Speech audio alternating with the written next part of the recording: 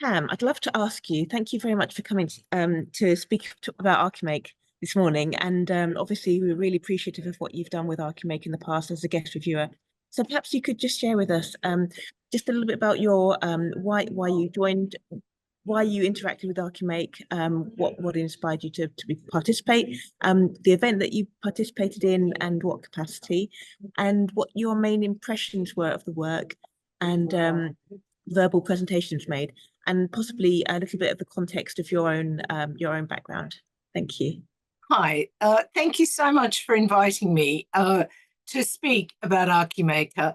I was invited to come to London to be a guest reviewer, and I had no idea what I was getting into, and yet I instinctively, intuitively knew that this was something I needed to do. One, because it was about children, children making, children making as engineers and as architects, as designers, and to engage with children and parents on a Saturday morning seems to me to be something beyond school, that would be doing something unique. And I'm always interested, indeed, I research transdisciplinary creativities, the creativities that are particular to architects, to engineers, to designers.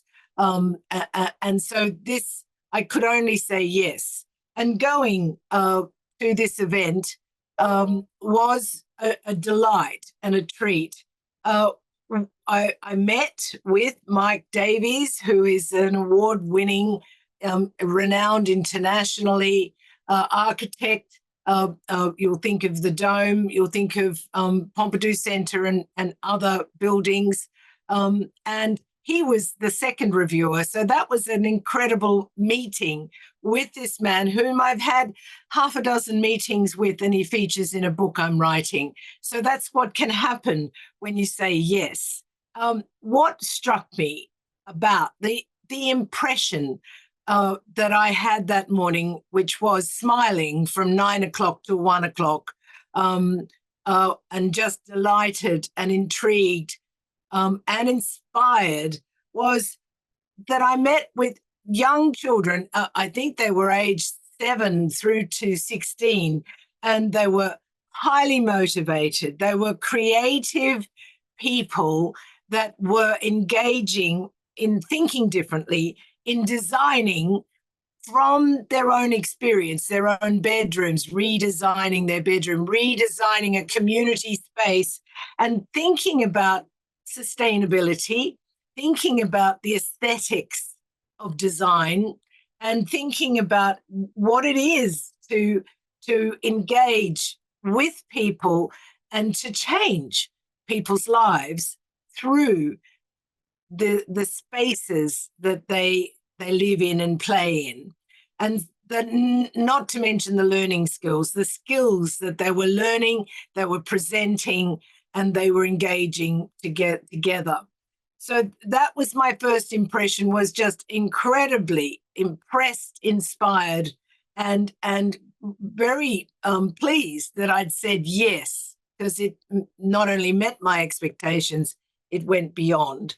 The second impressive thing, it was very inclusive, it was diverse, and it wasn't parents dropping off their children to have a dance class or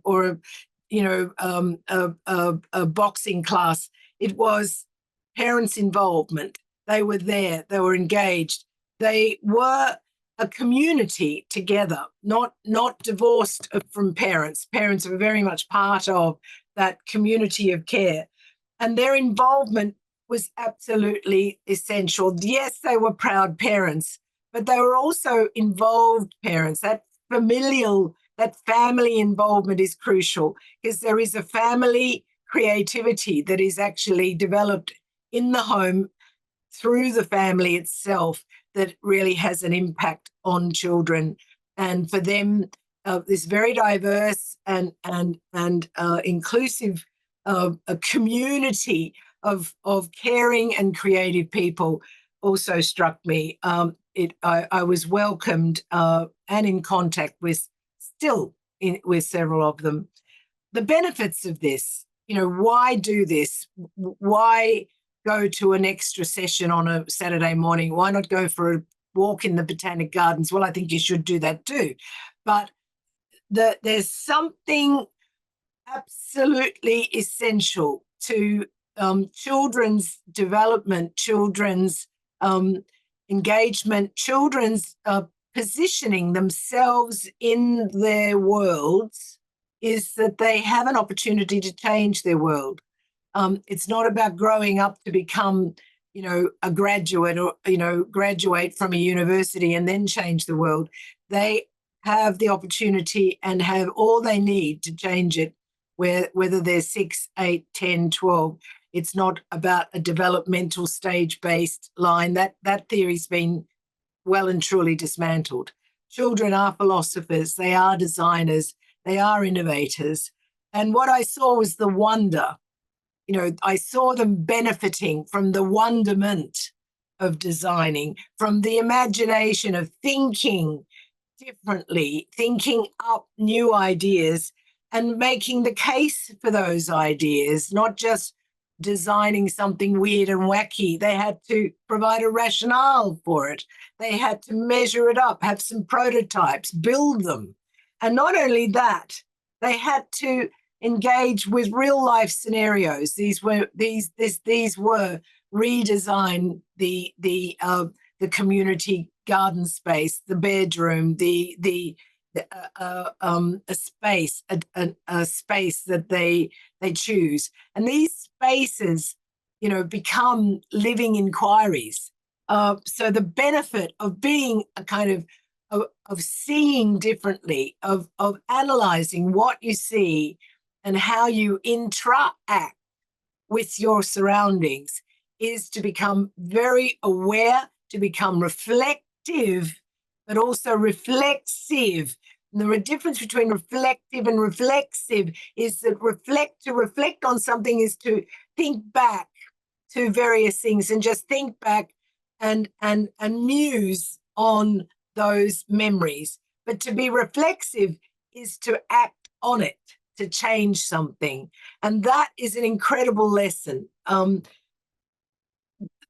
was so impressed. I'm still impressed. And I think it is unique in many respects. Yes, there are always out of school clubs, but for all the reasons I've just cited, they're not all present when a child goes to a yoga class or a swimming class. All of those things they're not creating a new stroke. They're not justifying the need for a new stroke, in the pool. So major benefits, but the overarching umbrella was just enjoyment. They were engaging with children intergenerationally, with other children's ideas, and with people like Mike Davies, an award-winning architect, which blew my mind as well. I won't ever forget that Saturday. When it comes to the third question, which is, did it meet the level you would expect from children aged 7 to 14? It met that level and beyond, because it was more than just meeting a level. It was much more than that, for the reasons previously cited. They were doing the work, they were doing the learning, they were applying those lessons, they were documenting tremendous detail of the process, the journey, the learning journey, but they were also presenting that, showing it, disseminating it. So going the full, circle, as it were, rather than just, I think of Leonardo da Vinci, who drew 600 repeats of water hitting water, drawing them with that weft circle action to try and get into the physics of water hitting water. Well, we have technology beyond the pencil, though the pencil is still a powerful thing to use. But we now see children, being able to stand on the shoulders and be inspired by people like Leonardo da Vinci, architects, women, men, incredible from all countries. And this is a sort of a hub for all of that energy comes into the place called Archimake. So the fourth question, which was, how does the work of Archimake relate to me and my professional discipline? I'm going to tap straight into the main arteries because I research STEM, STEAM, transdisciplinarity, interdisciplinarity, interculturality, and all of the creativities, the pluralizing creativities, so that we can actually understand what is specific to the authoring of an architect, to the co-authoring of an architect and engineer team, to the co-authoring of design done in collaboration with technology, but also in collaboration with more than humans, that is nature. So one of the questions I'm writing on this at the moment is a sort of post-human new materialist way of thinking, which is just fancy words for the fact that it's not just the creativity of the human, that we've got to sort of, the exceptionalism of the human is actually being outdated and outmoded because we are collaborating, distributing the authoring between ourselves, with non-humans, as in computers, with AI, and with nature. This nature is a very large part of that collaboration. And you see that in the designs of the children, designing a new community square, designing a sustainable building. And Mike Davies was so sort of really, highlighting where the children were thinking about sustainability, whether it be materials, whether it be in collaboration with the space of the earth, the soil, the trees, and the incredible science and arts that comprise of nature. Back to my work, I'm very much into the meeting of arts and sciences, whether that's through mathematics and arts, whether that's through science and engineering. There's still an architecture.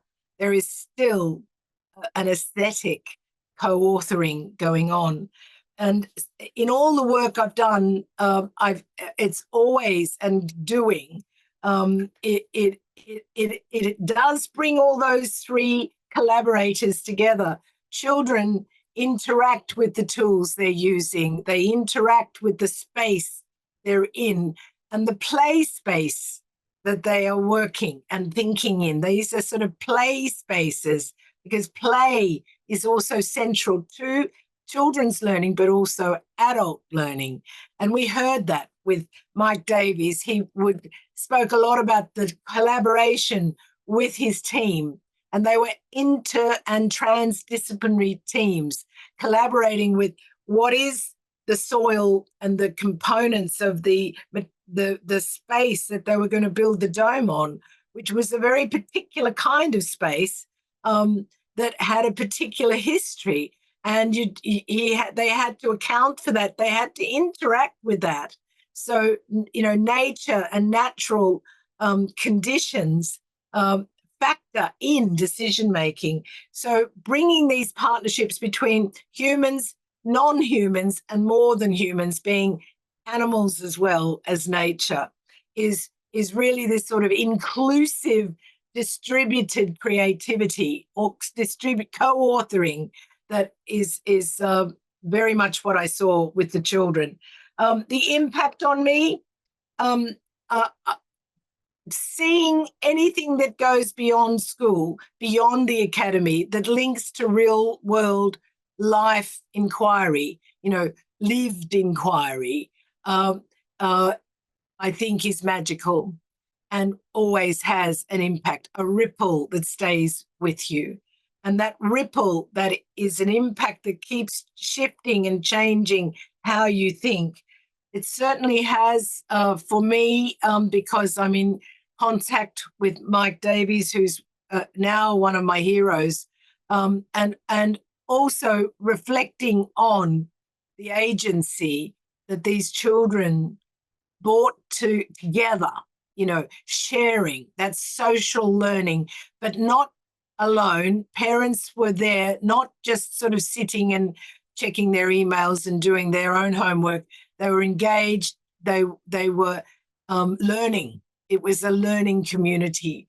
And for that, I think it's a really unique organization. And I have to, really commend you, Cheryl, because your vision to bring about such an organization, which is a sort of really brings the inseparability of arts and science and performs it in a very safe and innovative, visionary way. So I congratulate you all.